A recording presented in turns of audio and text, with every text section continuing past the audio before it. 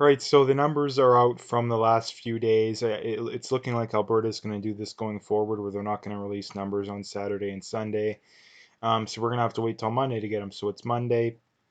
There was 29 on July 3rd, 52 on the 4th, 49 on the 5th, which looking at it from there, it doesn't actually look that bad. That's an average of about 46 cases a day, roughly, just off the top of my head.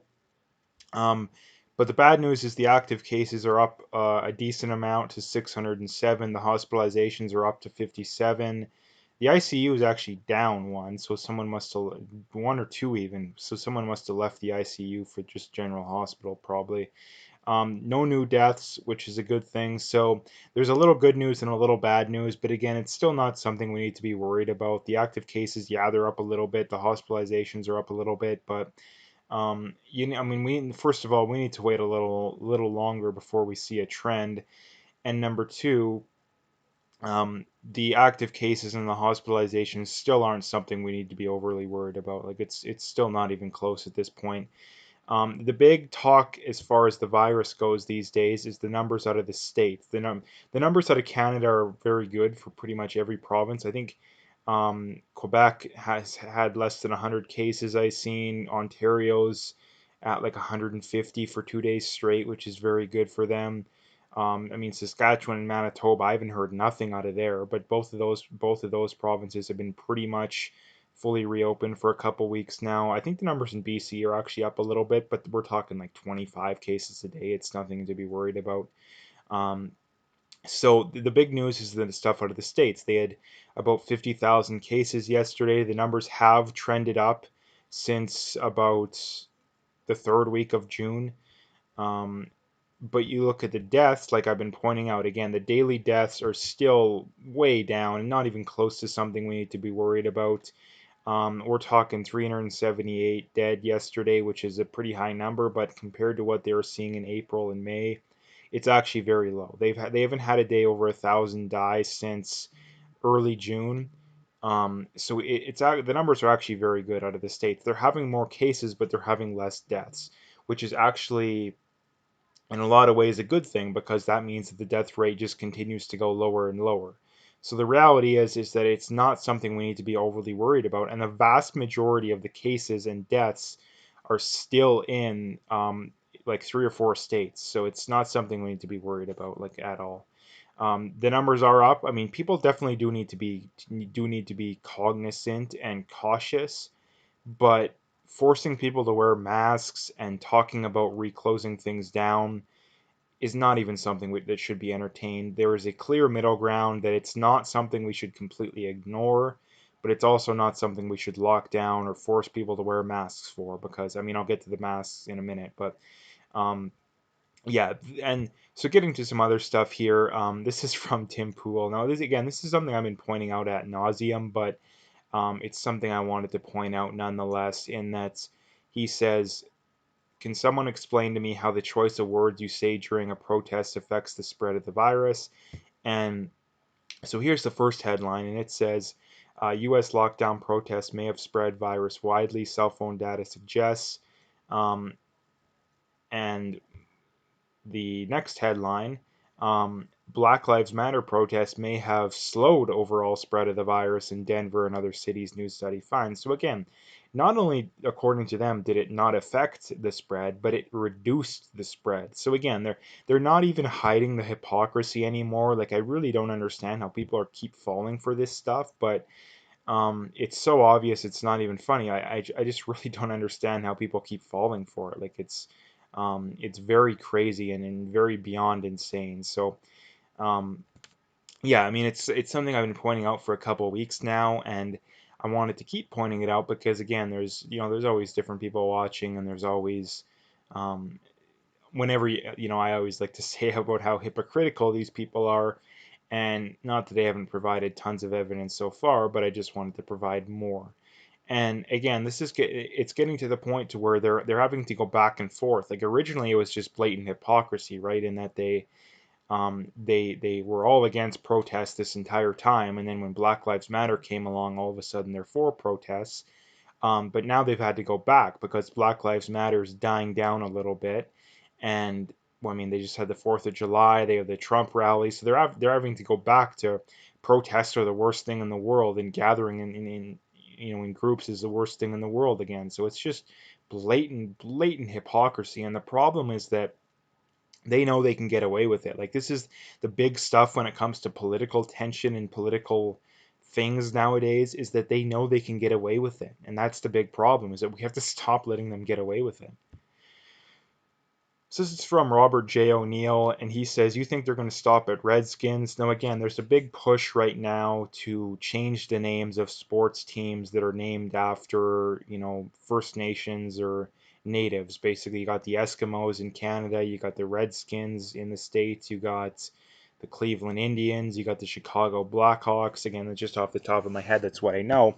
The problem when it comes to all this kind of stuff is number. I mean, for starters, it's the slippery slope that he points out. But the first thing I wanted to point out is that pretty much every poll I've seen, I mean, at least actually everyone, specifically the Eskimos one, the actual natives themselves in the Eskimo situation, the Inuit, they're less offended than the average not, the average white liberal is. I mean, way less offended than them, but they're less offended than the actual people that aren't even in the group. And that's the problem, is that, and the other thing too is that a lot of these people that are offended that are in that group are people that are just, they're offended because the mainstream media told them to be. Like, I posted on a different social media platform the other day, and I had this Inuit person, commenting about, oh, I find it offensive, therefore you should just F off and, whatever.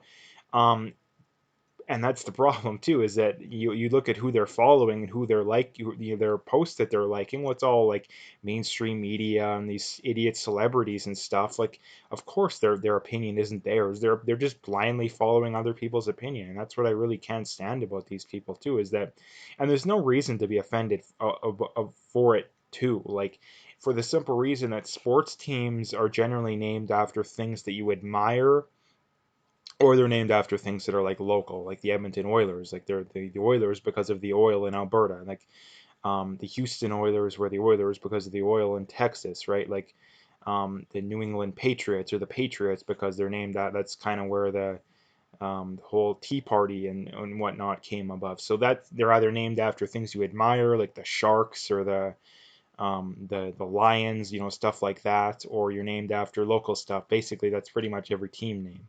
So the idea that people need to be offended, to me, it doesn't make any sense, and that's me personally.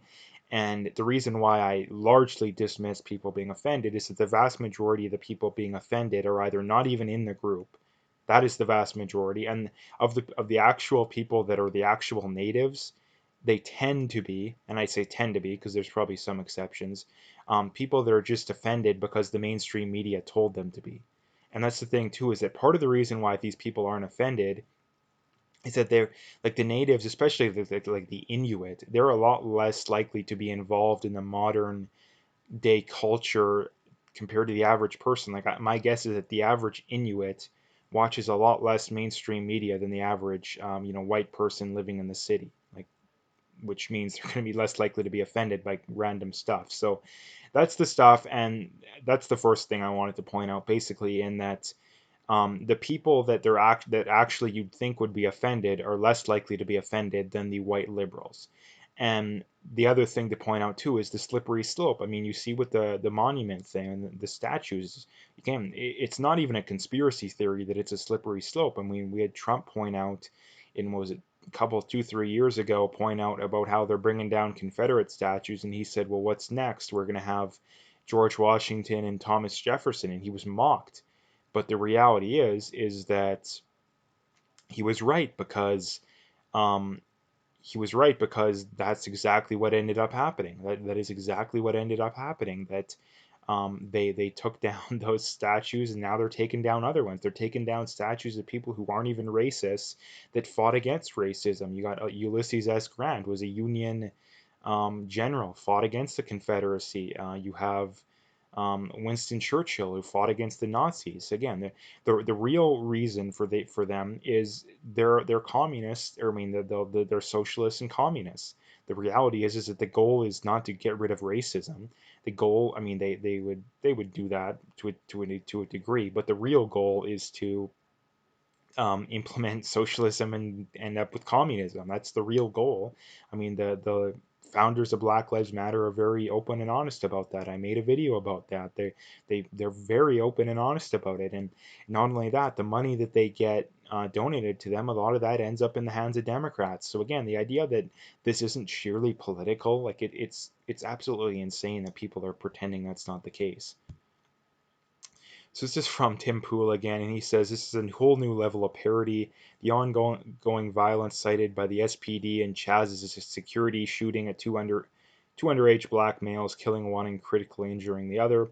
Quite literally, Chaz is being abolished due to extreme police brutality. And this is one of the many problems with these groups is that, and why no one should take them seriously too. Like the defund the police people, like they're absolutely beyond insane. Because what's going to happen when you defund the police? Now, I'm for defunding the coercively funded police in the way they're currently being done, but I still think that you get rid of the police and you have complete competing police, organizations or businesses, whatever you want to call them. But that's another video in and of itself. But the reality is that they want to completely destroy the system and build up the system in the way they want it to be to replace it. And that is exactly what Chaz did. Is that, and for the simple reason that you know that they don't actually believe what they're saying, is that they don't even believe what they've been saying all along. I mean, you look at these lefties, um, they're all over Trump for wanting a wall, but yet what do? The first thing they do when they um, build this autonomous zone is they have strong borders and they only let in people that agree with their ideology. So again, they don't in fact they're even more they even want stronger borders than Trump does. So again, it's beyond insane. Not only that, they want to defund the police. Well, what do? Well, the first thing they defund the police. Not only, I mean, for starters, um, they complain that the ambulances and the police don't. I mean, specifically the ambulances don't come in there when people are getting shot. Which again, this is what you wanted. You wanted no police. You wanted no authority other than yourselves, and that's what they got. And the other thing too is that they didn't want police. So what happened when they got rid of the police? They created their own de facto police, and not only that, they couldn't even last even close to as long as the current police for the simple reason that the current police at least has um, someone to answer to if they do something wrong. I mean, there is corruption that gets swept under the table for sure, but at least there's something that holds people accountable, at least to some degree in the current system. But in their system, there's nothing. There's nothing. So that's the problem with these people, and it's incredibly ironic. And again, this is just another example of communism and these far left ideologies not working. It seems like millionth example right now. Um, this is from Dr. Shiva Ayaduri on Twitter, a very good follow if you don't follow him. Um, and again, this is something I've talked about before, and it's now where more and more evidence is coming out proving that. In that he says the face has the highest density of thermoreceptors, 5 to 7 times more than any other body part to sense heat and cold, to regulate temperature and other biological functions. A systems view one MDs are not trained in reveals masks may have many unintended consequences, more to come. Now, again, this is something that I've been pointing out for a while now, that masks aren't these end all be all single handedly end the pandemic. They will help to a degree if you are sick, but other than that, there's absolutely no reason to be wearing them.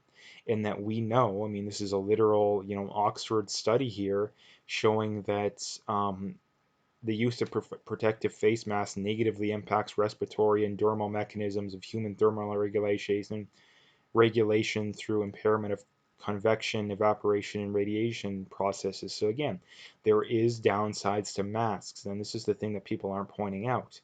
And it really bothers me in that I've been saying literally for 3 months now, and it turns out I've been right. I've been more right about a lot of literal doctors, which is incredibly crazy to think about. Not that I'm super smart, I'm just pretty smart at figuring out who knows what they're talking about and who knows who doesn't. That's basically the only thing that I'm very good at. In that masks do help if you're sick, but if you're not sick, there's no point in wearing them because there is negative effects to wearing a mask. So again, this is just more evidence on top of what I've been saying for months. And the last thing I wanted to talk about, again, speaking of masks, is that I mean, for starters, these public health experts don't even believe what they're saying. We've had I mean, there's been multiple posts on social media, specifically Twitter, that have gone viral of CNN, I think, had a worker, and a lot of these mainstream media outlets, like the minute that the cameras shut off, them taking their masks off. And this Dr. Fauci did the same thing the other day, and Fauci's kind of the Tam of Canada. And I mean, he's pretty much just as bad as Tam, to be honest. Tam's a complete and utter communist, basically. Fauci's pretty dang bad as well. I'm not going to pretend like he's good in any way, shape, or form. But again, they want to force people to wear masks, but they don't want to have to do it themselves. And they just want to do it just enough to give people the illusion that they actually believe what they're saying. So again, these people should not be taken seriously whatsoever. So um, that's what I wanted to talk about today. If you like the video, make sure to hit that like and subscribe.